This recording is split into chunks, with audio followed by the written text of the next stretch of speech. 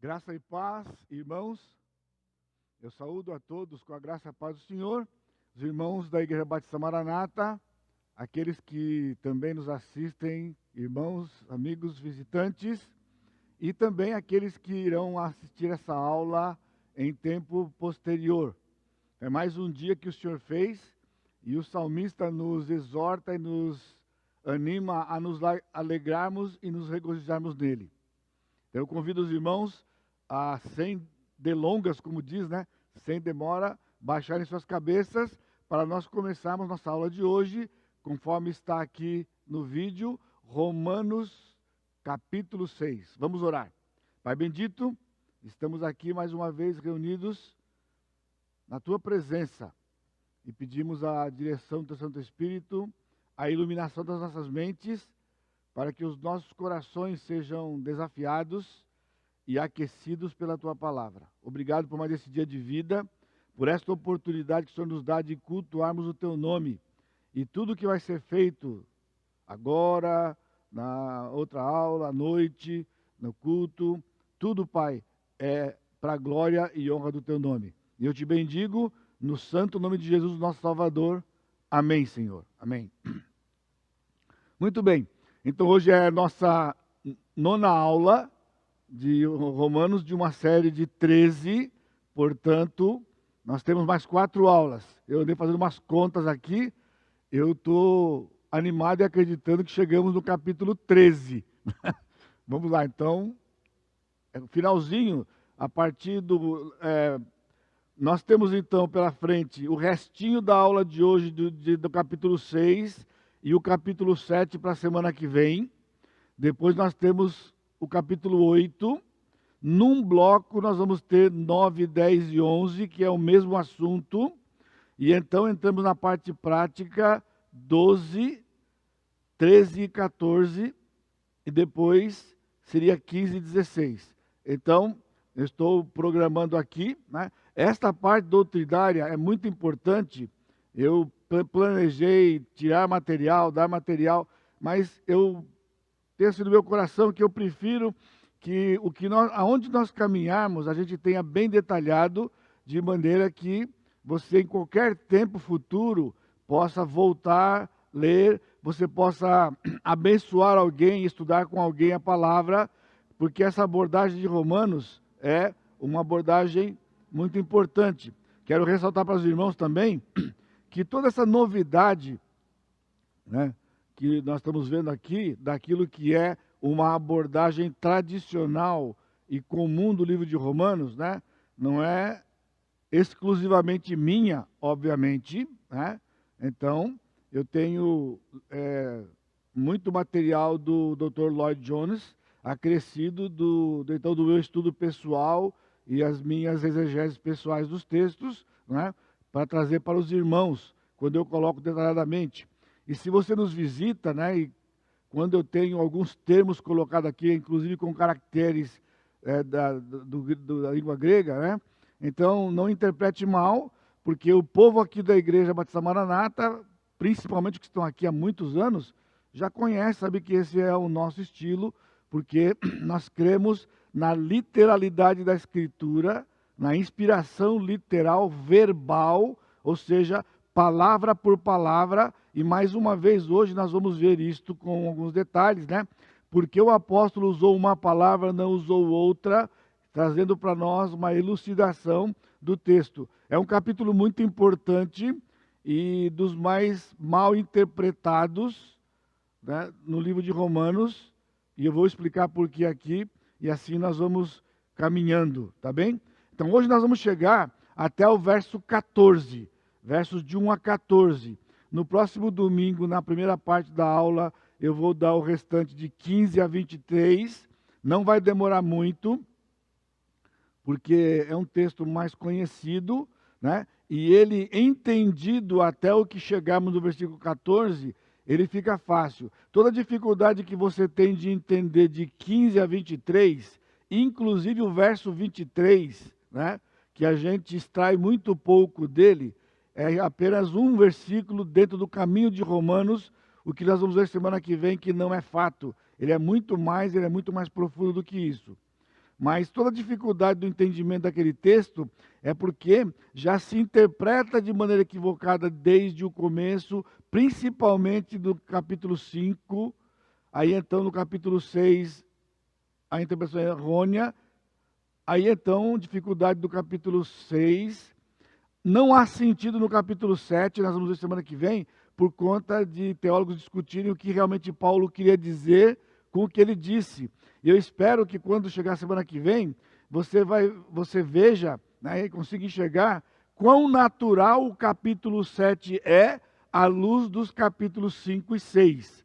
E então o grande capítulo 8 que temos no coração, com músicas muito profundas para nós, inclusive, né, ele vai se revestir de muito maior importância, né, para o nosso coração.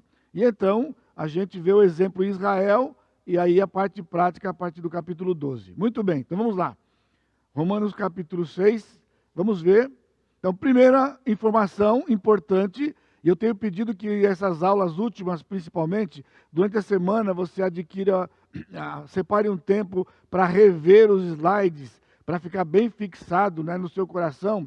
Mais uma vez ainda, principalmente por conta da aula da semana que vem, que será no restinho do capítulo 6 e do capítulo 7. Os capítulos 6 a 8 não tratam, está vendo o não destacado aí? Não tratam da luta contra o pecado no dia a dia, que conhecemos como santificação progressiva. Desde a primeira aula, quando eu dei a primeira vez o esboço do livro todo, já foi mencionado de que capítulos 6 a 8 não estão tratando da santificação progressiva como tradicionalmente é ensinado. E eu tenho mostrado por que não é. Capítulo 6, nós vamos ver hoje o que é. Né? O capítulo 5, ele começa um assunto, na verdade, que vai até o capítulo 8. Agora, o que eu quero dizer com a afirmação anterior, né, é que a santificação progressiva não é o assunto desta passagem de Romanos capítulo 6. Eu não estou dizendo que não existe uma santificação progressiva, entendeu? A santificação progressiva, ela existe, vai ser substituído na aula de hoje pela santificação bíblica. A santificação bíblica é sinônimo dentro do livro de Romanos e das demais passagens do Novo Testamento que nós tanto conhecemos, agora vista pela exposição do apóstolo Paulo do Evangelho de Deus. Então, por ser o Evangelho de Deus, a santificação, ela tem que estar compatível com todo o Evangelho de Deus. Tá bem? Muito bem. Os capítulos 5 a 8, na verdade, tratam da segurança da salvação. Normalmente é dito que no capítulo 8, como resultado da santificação progressiva, nós temos a realidade da segurança. Não, de 5 a 8, o assunto é a segurança da salvação pela justificação unicamente pela fé, que o apóstolo menciona pela primeira vez no capítulo 1, versos 16 e 17. Não me envergonhe do evangelho, que é o poder de Deus, né, para a salvação do judeu e do grego. Né? Ele diz, justificação, o justo viverá pela fé.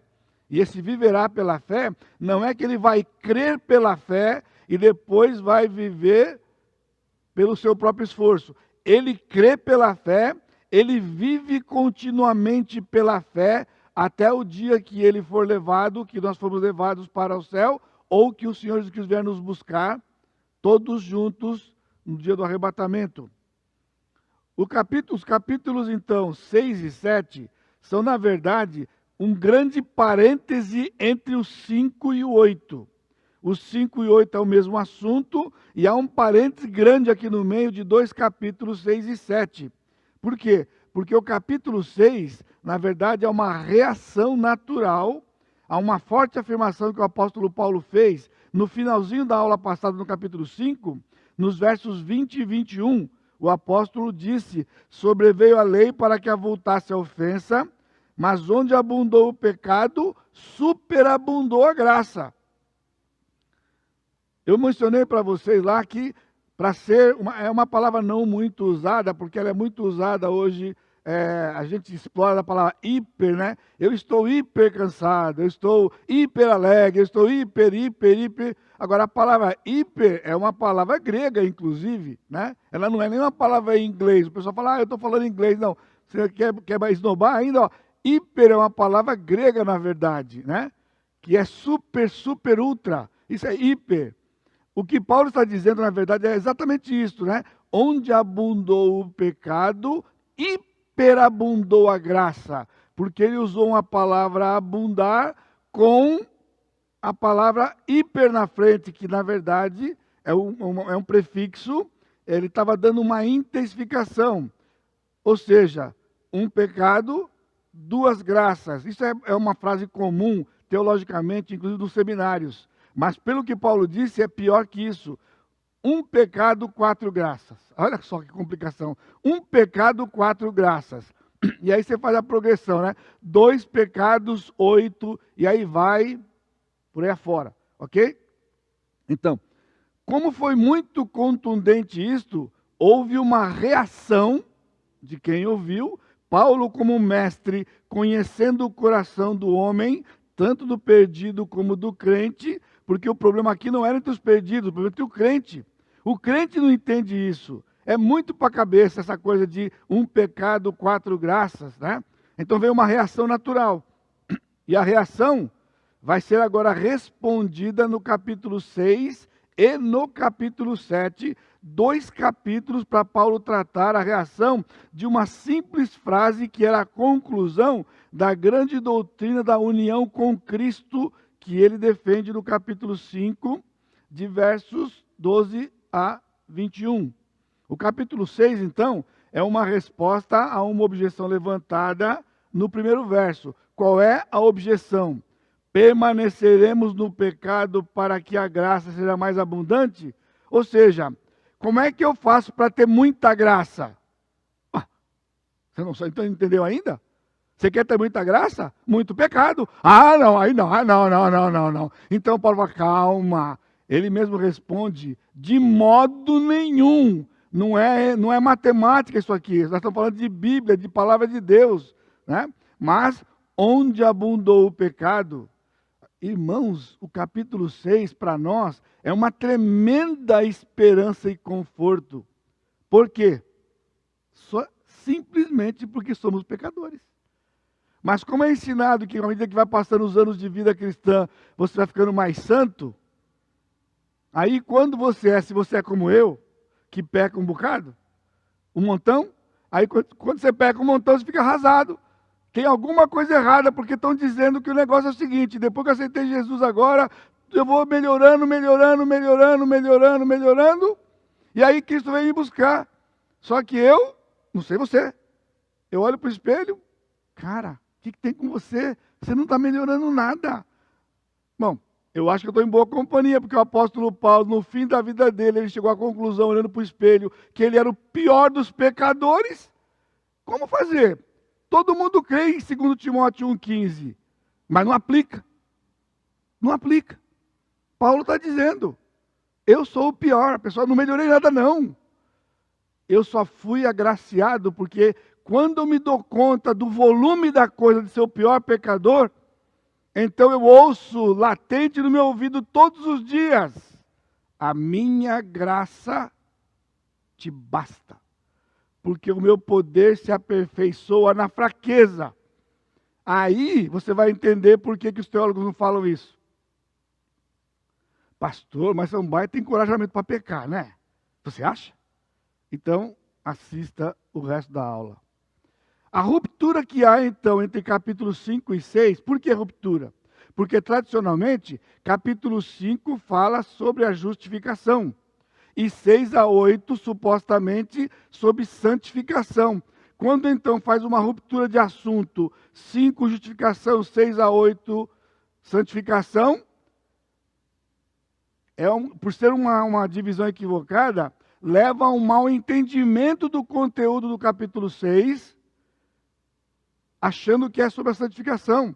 E o capítulo 6 ainda é sobre justificação, só que ele está respondendo àquela reação que você acabou de ter quando eu citei agora há pouco o meu estado, e eu espero que você pense que é o seu também. Você viu como é natural? Irmãos, se você entender a Escritura, como o Espírito escreveu e ilumina o seu coração, não tenha medo, vai dar nisso mesmo. Vai dar nisso mesmo. Perguntas vão ser levantadas. Agora, por que os teólogos e pastores não querem administrar isto? Então, dá uma ensinada mais ou menos assim, né? Para não ser um incentivo para o crente pecar. Como se o homem precisasse de incentivo para pecar. O nosso problema é parar de pecar, não é para incentivar a pecar. Por isso não tenha medo. Agora, essa ruptura leva também a uma interpretação inadequada, para não dizer errada. Por quê? Porque este capítulo, como nós vamos ver, é de grande encorajamento, conforto e esperança para o crente. Eu espero que ao final desta aula você possa dar um amém, um glória ao Senhor, de que tirou de você um fardo. Talvez você esteja levando esse fardo. E o fardo já foi levado por Jesus. Mas tem sido colocado sobre nós um fardo. Eu falo de cadeirinha isso aí. Eu falo de cadeirinha. Eu vivi isto boa parte da minha vida. Eu só ouvi as ilustrações que isso levou um fardo. Mas falar, levou tudo, mas não levou o meu. Porque eu estou sofrendo o meu todo dia. Sabe qual era o fardo? O fardo dos meus pecados. Mas pastor, o senhor não sabia que Cristo levou os nossos pecados? Eu sabia. Mas isso aí é falado assim, tecnicamente, teologicamente, lá na cruz, ele levou os nossos pecados. E aí começava o fardo. Então, você tem que melhorar. Você não pode, nessa altura, não é possível que você ainda tenha esse tipo de pecado. Isso porque ninguém sabe, né? Se soubesse, então caia morto do Ricardo aqui, esticado aqui na frente. O capítulo está, então, capítulo 6, naturalmente dividido em duas grandes partes. Versos 1 a 14, uma objeção levantada e a resposta detalhada do apóstolo. E versículos de 15 a 23, que vamos ver a semana que vem, ainda a mesma objeção que tinha sido levantada, vai ser agora tratada de um ângulo diferente, com a resposta baseada na libertação de 1 a 14. Eles se constroem. De 1 a 14 é uma resposta, ao mesmo tempo que ela é um alicerce, porque o fim da aula de hoje vai ser exatamente a pergunta levantada. Nós somos tão ruins que, em vez de nós ficarmos alegres e confortados com a palavra, começamos a levantar outras questões.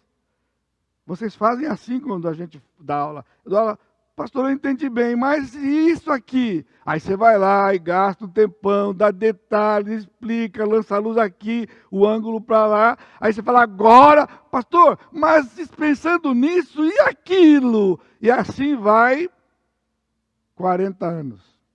40 anos. E aí você fala para mim, pastor, eu tenho uma pergunta. Ó, pastor, é rapidinho.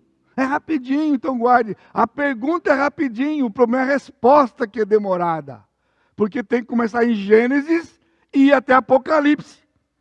E pior, quando chega em Levítico, você levanta uma pergunta, pega um caminho de coelho e depois volta e vai. Quando está chegando lá perto de Malaquias, levanta outra pergunta, volta. E não chegamos em Apocalipse até hoje ainda. Né? Então, por isso, eu já estou acostumado. A pergunta é, rapidinho. Só que a resposta... Está vendo Romanos aqui? Como é que é? Muito bem.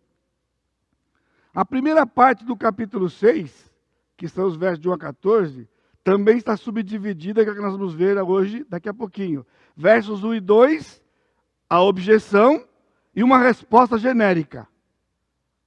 Versos de 3 a 11, esta resposta genérica do versículo 2 vai ser detalhada de 3 a 11. Você viu? A perguntinha, você viu como foi? Permaneceremos no pecado para que seja mais abundante, Paulo.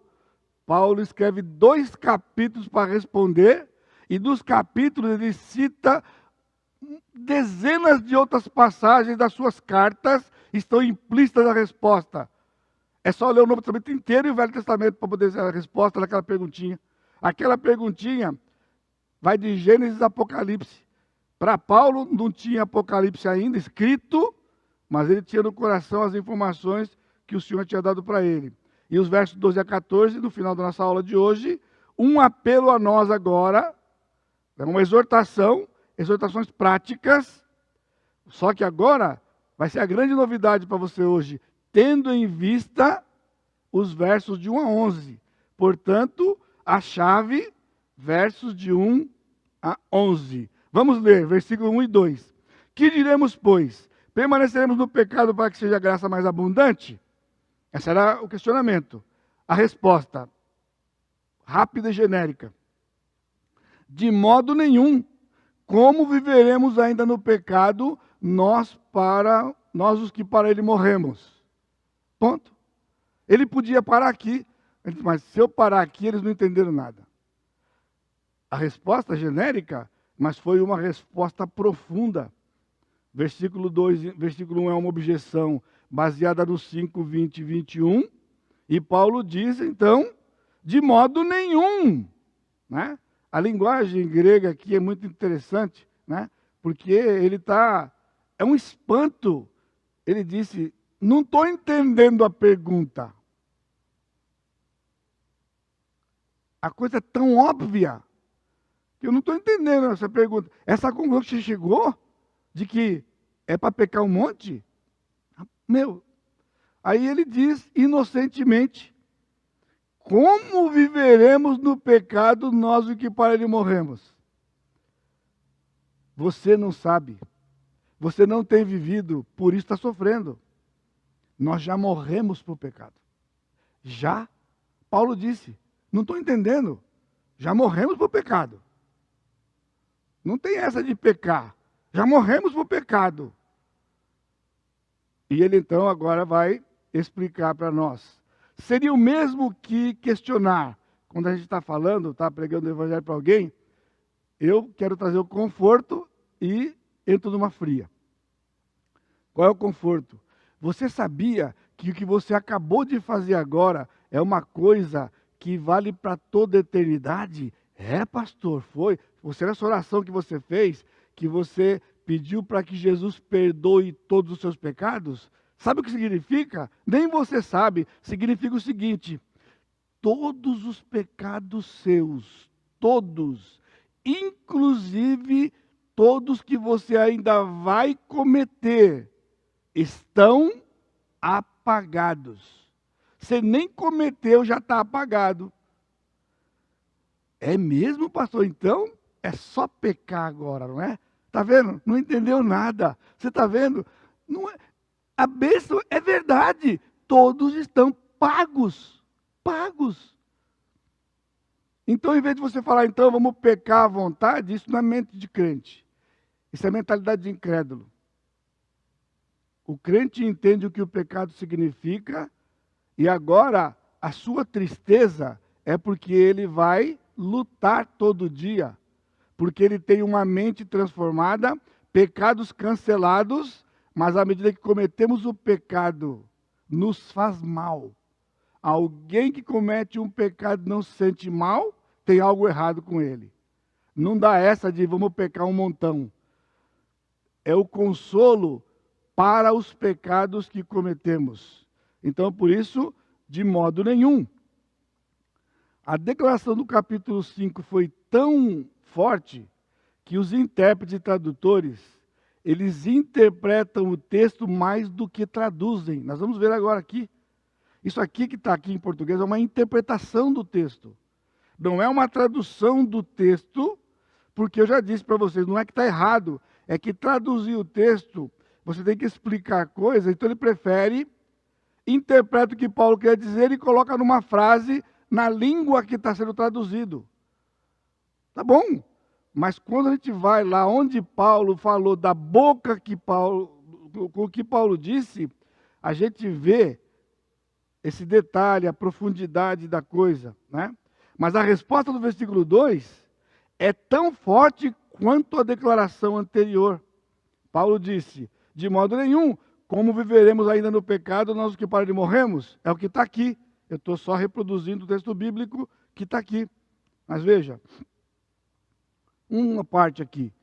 A base da doutrina da santificação progressiva tem sido ensinada como sendo o nosso esforço próprio. Ou seja, agora que você é salvo, já tem Jesus que morreu na cruz por você, agora vai lutar contra o pecado todo dia.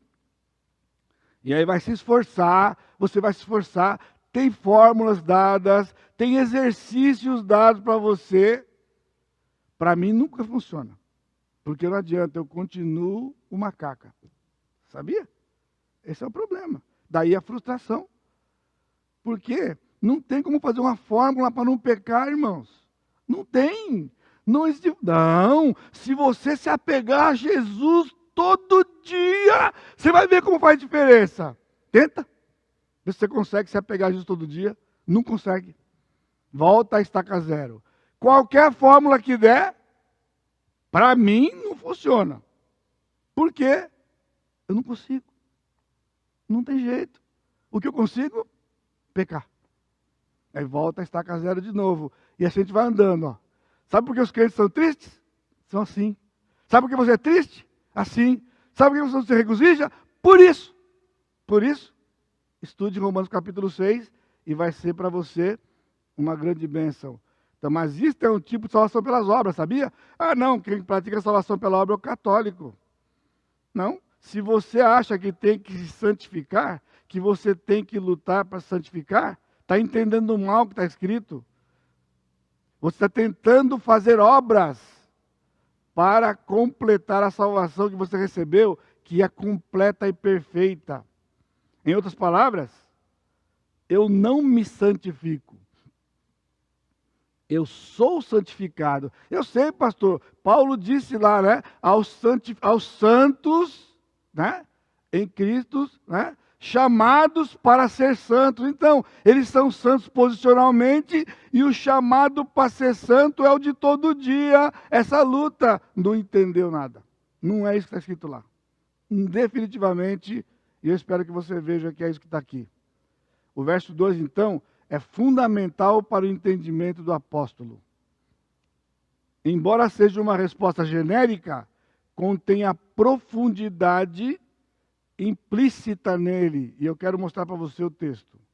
Paulo escreveu assim: nós os que morremos para o pecado, como ainda viveremos nele? Olha de novo o seu texto aí. De modo nenhum. Como viveremos ainda no pecado, nós os que para ele morremos? Só que Paulo, da pena dele, saiu assim: de modo nenhum. Nós os que morremos para o pecado, como ainda viveremos nele? Pastor, é só semântica. O senhor só trocou a ordem. Pois é. Trocar a ordem faz a diferença. Porque ele fez uma ênfase. Ele não deu uma ênfase perguntando como a gente vai viver no pecado.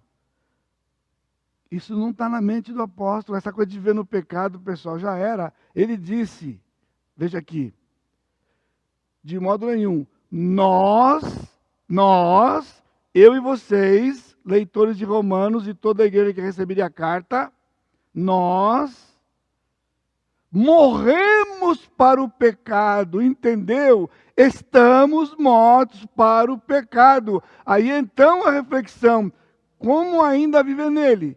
É possível viver se estamos mortos?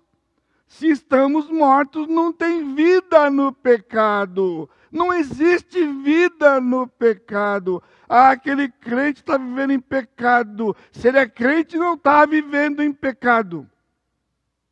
Ih, pastor, complicou tudo, então não desliga agora, guarda a mão um pouquinho, por favor.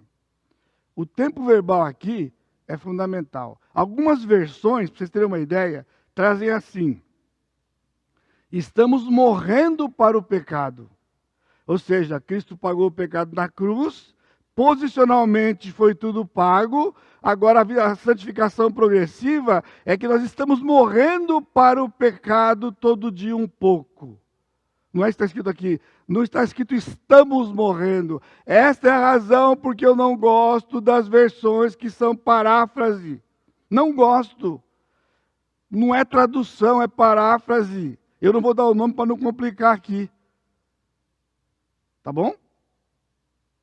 ele diz, nós morremos. Fato consumado. O tempo do verbo aqui diz, nós morremos. Nós não estamos morrendo, nós já morremos para o pecado. Então, os versos 3 a 11, ele vai detalhar esta morte ocorrida, quando e como é esta morte ocorrida. Então, leamos versículo 3 a 5 agora, quando ele vai detalhar. 3 a 11 em duas partes, 3 a 5. Ou porventura ignorais que todos os que fomos batizados em Cristo Jesus, fomos batizados na sua morte? Fomos, pois, sepultados com ele na morte pelo batismo, para que, como Cristo foi ressuscitado, dentre os mortos pela glória do Pai, assim também nós andemos em novidade de vida. Porque se fomos unidos com ele na semelhança da sua morte, certamente o seremos também na semelhança da sua ressurreição. Aí você fala, que legal, né? Lá na cruz, ele morreu. Mas agora nós vamos ressuscitar com ele. Quando? Isso aqui é lá na eternidade. Na eternidade nós não vamos ter mais pecado. Irmãos, o tempo aqui é tudo ocorrido. Ele disse, do mesmo jeito que nós fomos unidos a ele na morte, nós fomos unidos na sua ressurreição. Cristo, irmãos, não vai ressuscitar. Em abril, nós comemoramos, abril do ano que vem, ele não vai ressuscitar ano que vem, ele já ressuscitou, nós estamos comemorando o que ele fez. Ele já, lembra do hino? Cristo já ressuscitou. Eu nem arrisco de cantar, já só citei a frase. Ele já ressuscitou. Portanto, nós também já ressuscitamos para uma nova vida. Está escrito no versículo 4. Então acompanhe comigo. Os versículos 3 a 11, então, é o detalhamento teológico da união. Como em 12 a 19, lembra na semana passada? Ele falou que, assim como estávamos em Adão, nós estamos agora em Cristo. Éramos pecadores em Adão, agora somos santos e salvos em Cristo, nele, na sua vida, que nós vimos semana passada.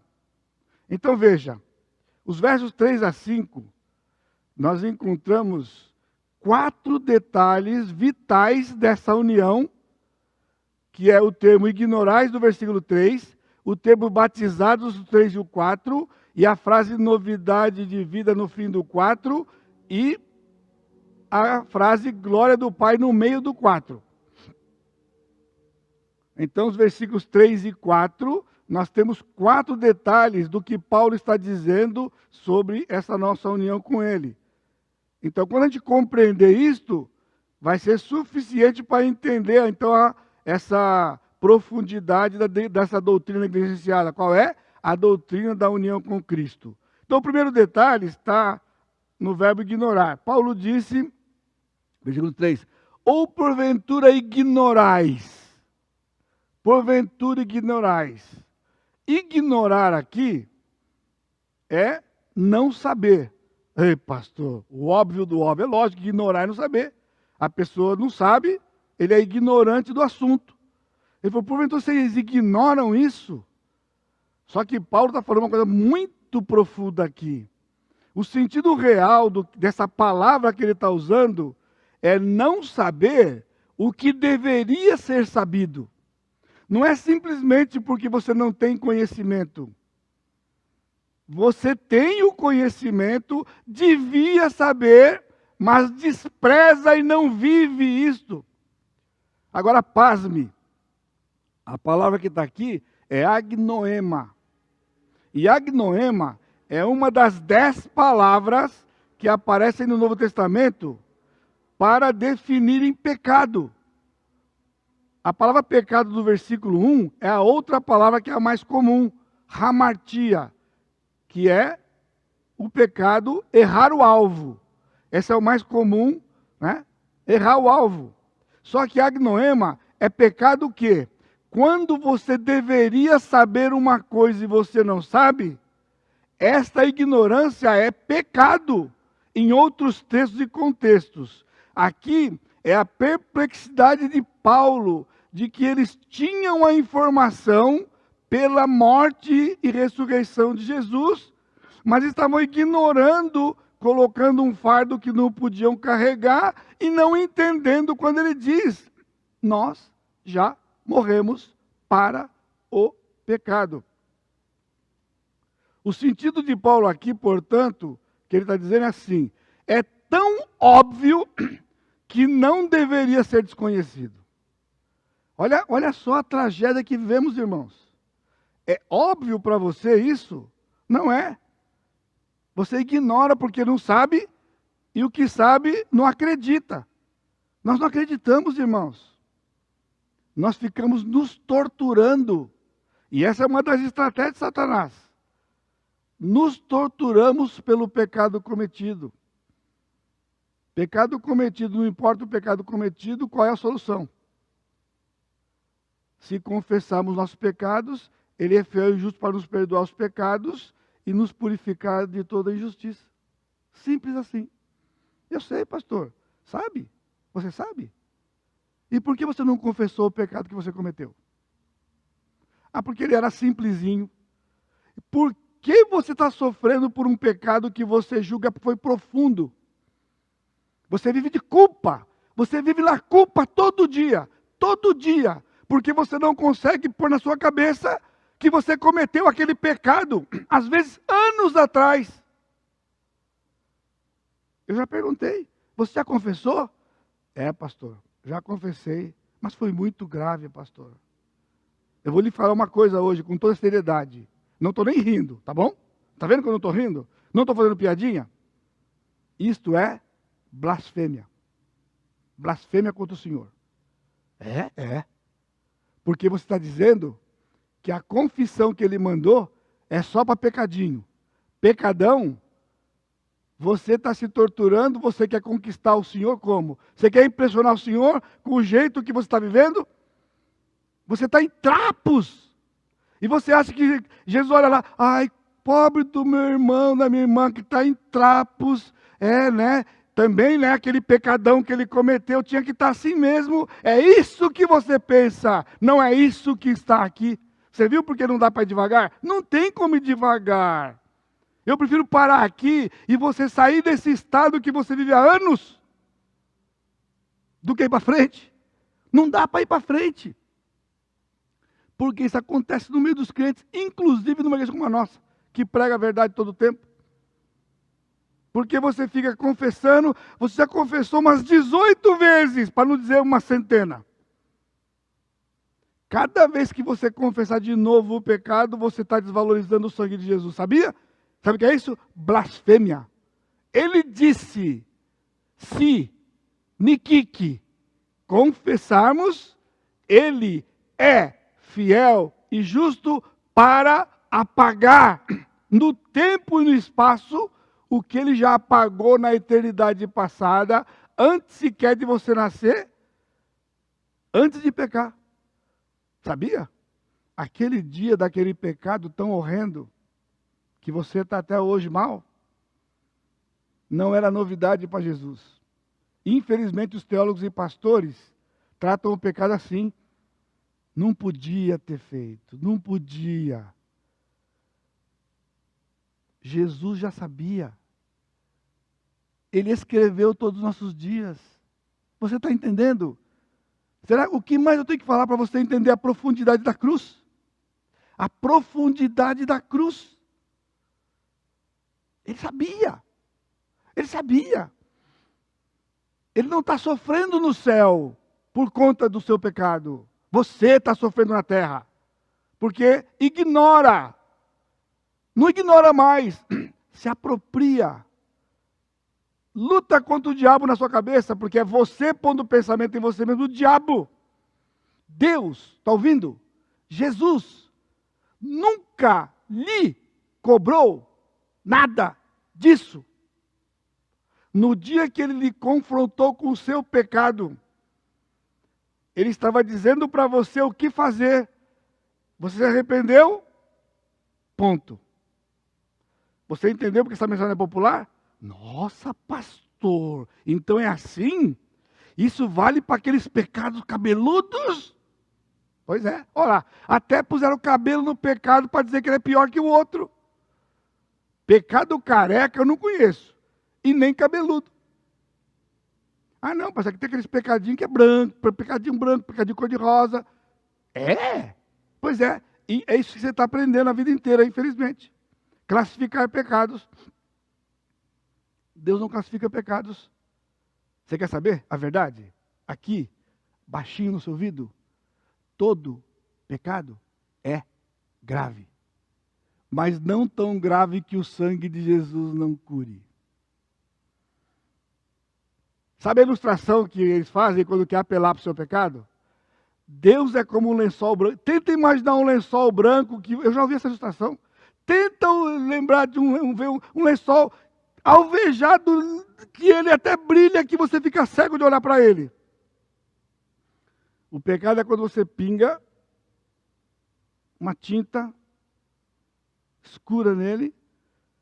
Você imaginou como aquilo vai ressaltar naquela brancura? É assim que falam do pecado. Não é o que está na minha Bíblia, nem em Romanos. Este lençol branco da santidade do Pai, desde a cruz, está ouvindo? Desde a cruz, é um pano milagroso. Tem dentro dele uma substância que você não enxerga. Você só enxerga a brancura porque Deus é isso mesmo, branco. Mas quando o pecado manchou isto com Adão, o Senhor colocou na sua santidade algo invisível. Então sabe como é que funciona? Não é um pingo de uma tinta escura. Pegue um galão de tinta escura e joga no pano. Eu queria pedir para o Spielberg fazer isso, porque eu não sei fazer. Eu queria, Spielberg, faz para mim, lá na televisão como é que é. Uma coisa branca, que quando você vira coisa assim,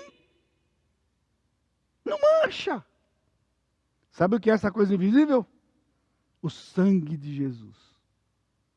É diluído aquela tinta. Ela é consumida pelo sangue.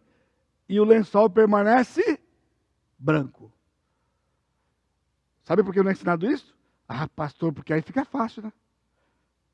Você entendeu que é onde abundou o pecado, superabundou a graça?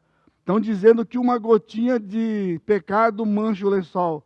Eu estou dizendo nenhum galão, nenhum tonel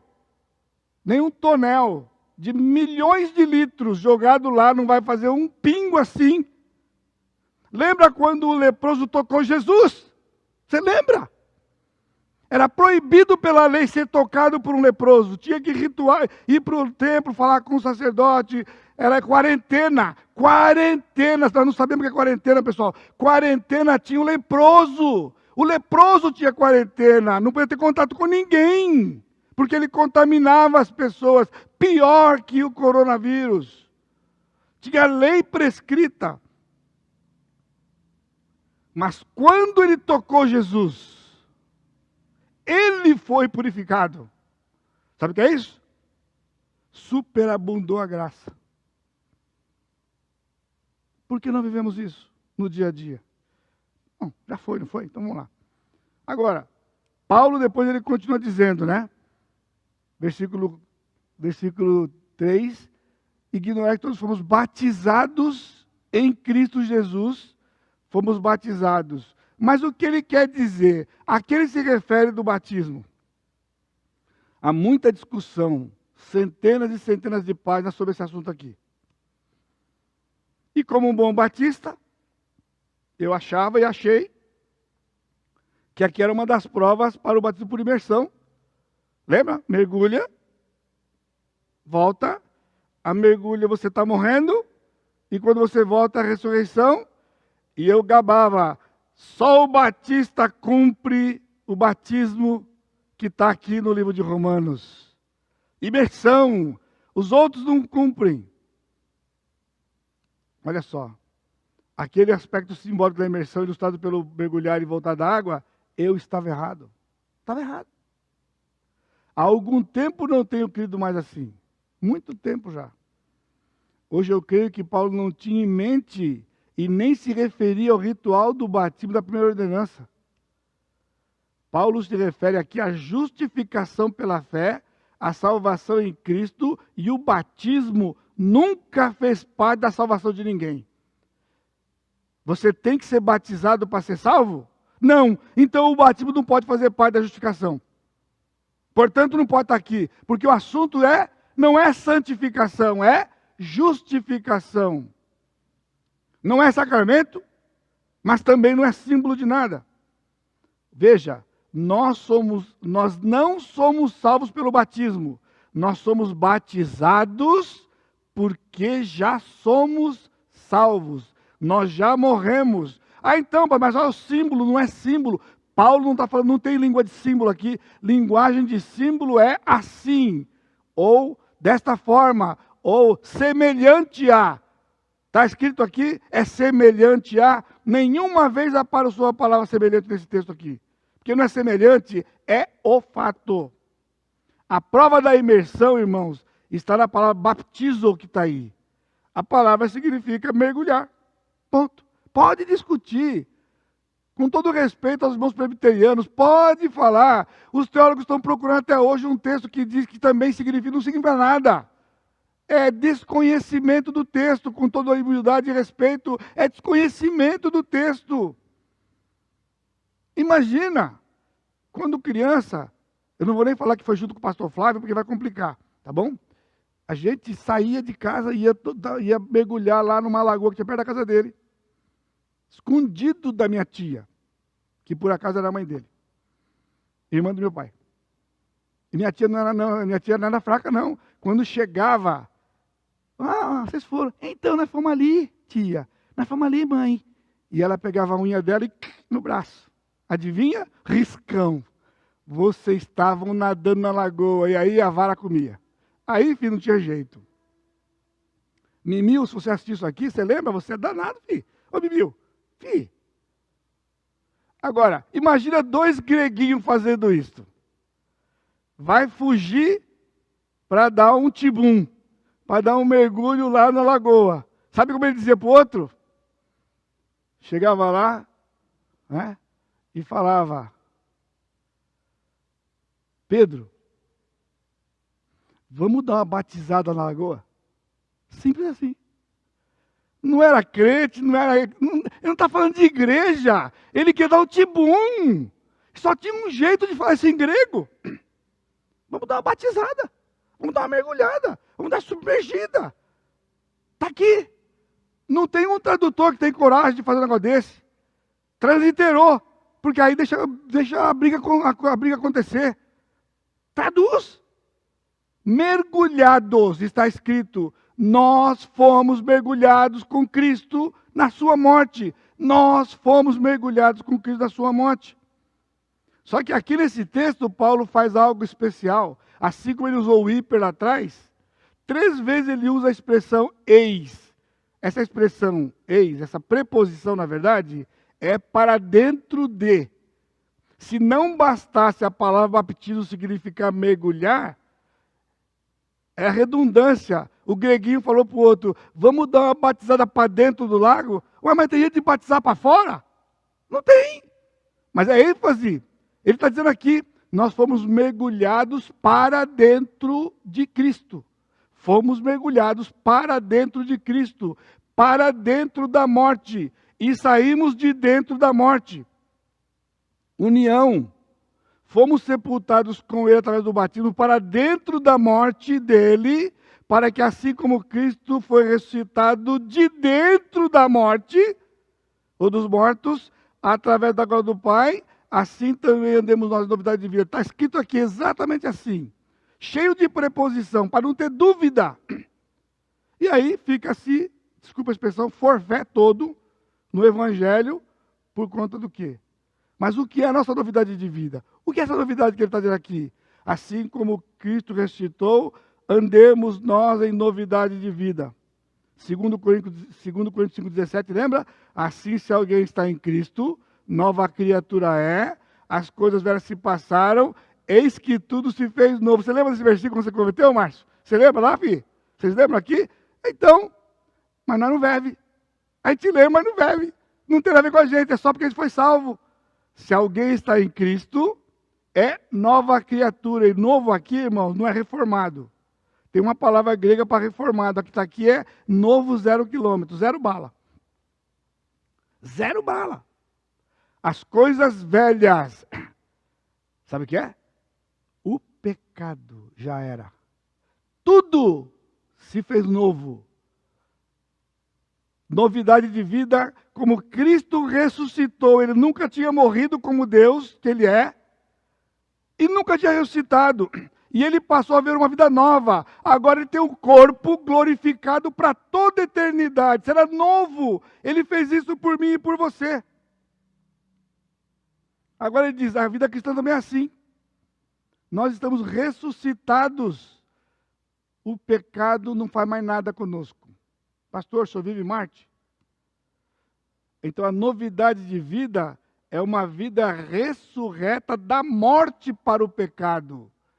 Ele disse no versículo 1, lembra? No versículo 2, na resposta. Já morremos para o pecado.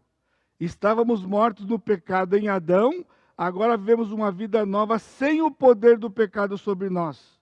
E há mais um detalhe, para a glória do Pai.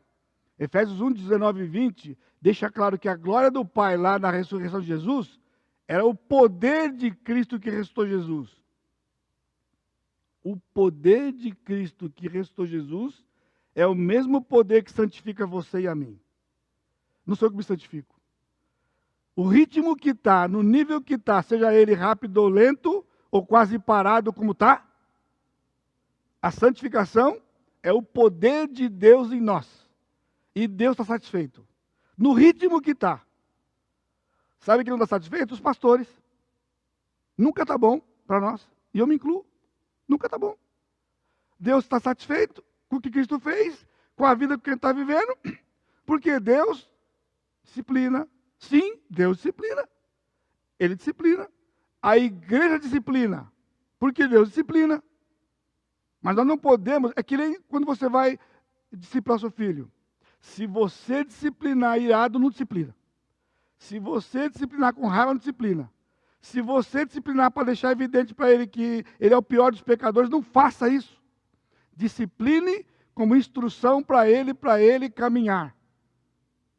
Ensina, repreende, corrige. Isto é educação na justiça. Se ele nos manda fazer com os nossos filhos, você acha que ele não faz conosco isso? É tudo que Deus faz todo dia. Ele está nos santificando no ritmo que ele quer. Não é para pecar à vontade não, irmãos. O pecado não combina mais. O Senhor disciplina. O Senhor trata. Assim também demos novidade de vida, vivemos pelo poder e não pelos nossos esforços. Então o versículo literalmente é, versículo 5, porque desde que unidos passamos a estar. Porque nós não éramos unidos com Ele. Nós passamos, essa palavra gnoma aqui, significa início de existência. Ela é usada quando Cristo se encarnou. Ele não era encarnado eternidade, Ele é Deus. Mas Ele se encarnou e houve um momento lá na manjedoura que Ele passou a ter corpo. Esse início de existência para Ele. Quando nós fomos salvos pela fé que Ele nos deu, nós passamos a estar unidos com Ele. Agora o texto aqui é interessante porque no meio do texto ele colocou uma partícula de ao contrário, Alá. E eu fiquei um tempão aqui, falei, Paulo, você estava dormindo, Paulo, quando você escrevesse Alá aqui? Alá não pode estar aqui porque o Alá só é usado quando você confronta duas ideias contrárias. Eu estava indo, porém voltei. Eu estava indo, porém voltei. De volta, voltei. Só que ele está dizendo, desde que fomos unidos, tinha que ser uma coisa ao contrário disso. Porém, não estamos unidos mais, por causa do pecado. Não, ele disse, ao contrário, também pela ressurreição. Sabe por quê? Porque a ressurreição teve o mesmo início de existência no dia da conversão. Então, ela não é algo que vai acontecer. Por isso que ele usou ao contrário. Porque as pessoas estão entendendo que a santificação é algo progressivo, simplesmente. Uma vez unidos a Ele, morremos e a ressurreição também é certa. Não a futura, irmãos. Ele não está falando do futuro. A ressurreição aconteceu conosco. Esses versos funcionam uma declaração maravilhosa, que não necessita explicação. Por isso, de 6 a 11, ele diz, 6 a 11, sabendo isto, que foi crucificado com ele, ou seja, ignorais, não ignora mais. Ele diz sabendo, agora é um gerúndio. É contínuo, é característica, gerúndio é característica. O crente é alguém que sabe todo o tempo. Sabendo isto o quê? Que foi crucificado com ele o nosso velho homem, para que o corpo do pecado seja destruído. E não sirvamos o pecado como escravos, porquanto quem morreu justificado está do pecado. Ora, se já morremos com Cristo, queremos que também com ele viveremos. A partir daquele momento, nós estamos vivendo aqui, e aqui o verbo é contínuo, porque na língua grega não tem futuro como o nosso futuro é um dia. Futuro é 1 minuto após qualquer coisa é futuro. Paulo está dizendo aqui. Sabedores que, de novo sabedores, havendo Cristo ressuscitado dentre os mortos, já não morre. A morte já não tem domínio sobre ele. É isso eu sei, pastor. Sabe o quê? O que você sabe? O que eu sei? Ele está dizendo que Cristo morreu e não vai morrer mais. E daí? Ué, nós também. Pois quanto a ter morrido de uma vez para sempre, Cristo morreu de uma vez para sempre. Morreu para o pecado, mas quanto a viver, vive para Deus. Cristo está vivo, a gente canta todo o tempo. Só que por que parou no 10? O que diz o 11? O que diz o 11? Assim também, igualzinho Jesus, que morreu uma vez e o pecado não tem domínio sobre ele, ele diz, assim também considerai-vos. Vive como? Não desconsidera isso, considera, não seja ignorante, no sentido de desconhecimento. Mortos para o pecado, mas vivos para Deus. É a bendita esperança, isso me levanta e me anima. Eu já estou morto para o pecado, eu estou vivo para Deus, eu estou respirando hoje para Deus. Quais são? Então, olha só, não há pecados escravizadores, há pecado de repetição. Nós repetimos o pecado, mas ele não nos escraviza mais. Por quê? A escravidão não pode existir quando a gente está morto. Isso é o que ele vai dizer agora no versículo 12 a 14. A pena de morte foi executada em Cristo. Estamos justificados pelo pecado, versículo 7. A morte certa de Cristo, nós fomos unidos a ele, versículo 8. E versículos de 9 a 11, um só argumento. A morte não tem domínio sobre Cristo. Ele morreu para o pecado, assim também a morte não tem domínio sobre nós. Não é uma bendita verdade, esperança e consolo para nós? Muito bem. Então ele encerra com os versos 12 a 14, dando na prática para nós. 12 a 14 é uma unidade, que se for entendido longe do 1 a 11, dá BO. Ele vai dar agora a prática disto para nós. O verso 12 não trata da prática do pecado. Vamos ver isso aqui domingo que vem, a partir do 12, e entrar de 15 em diante. Paulo está dizendo que o pecado, veja o versículo 12 para terminar, ele diz aqui, não reine, portanto, o pecado em vosso corpo mortal. Ele não está falando de natureza pecaminosa aqui. A natureza pecaminosa foi tratada de 1 a 11. Pecado no corpo mortal. Então aqui não é uma questão de ter ou não pecado. É impossível viver sem pecar. Agora ele diz, não reine o pecado. Nós vamos ver na semana que vem a personificação do pecado aqui. É o que Paulo vai dizer no capítulo 7 com detalhes. O pecado é dentro de mim e ele me faz pecar. Mas a graça me sustenta. Então ele diz, não reine o pecado do vosso corpo mortal. Corpo, aqui a palavra é corpo, isso aqui, corpo. E ele é mortal, ele é corruptível, ele destrói, ele está deteriorando. Tem como você impedir de deteriorar seu corpo? Pode tomar o que for. Centro, mais 50, 80, não adianta nada. Ajuda, melhora, mas está deteriorando. Do dia que você e eu nascemos, começou a deterioração. Sabia? E esse corpo vai deteriorar. Ele vai para a terra. Ele usa uma figura aqui muito pitoresca, que dá até nojo para você. Fica para a semana que vem, senão você não volta. Tá bom? Vamos terminar aqui? Nosso Deus bendito. Pai, eu te louvo. Porque a tua palavra é de esperança para nós. A salvação é completa. Ajuda os teus servos que ainda têm andado e vivido com uma derrota que não foi a derrota de Jesus. E que eles então possam se alegrar na obra que o Senhor fez de arrependimento dos corações. E isto era e é suficiente. Confessamos o pecado, movidos pelo Santo Espírito. E o Senhor, então, nos purifica dia a dia dos pecados que cometemos, pelo poder do Senhor e para a tua glória. Por isso eu te bendigo no santo nome de Jesus, o nosso Salvador. Amém, Senhor. Amém. Deus abençoe. Bom dia, irmãos. Bom dia.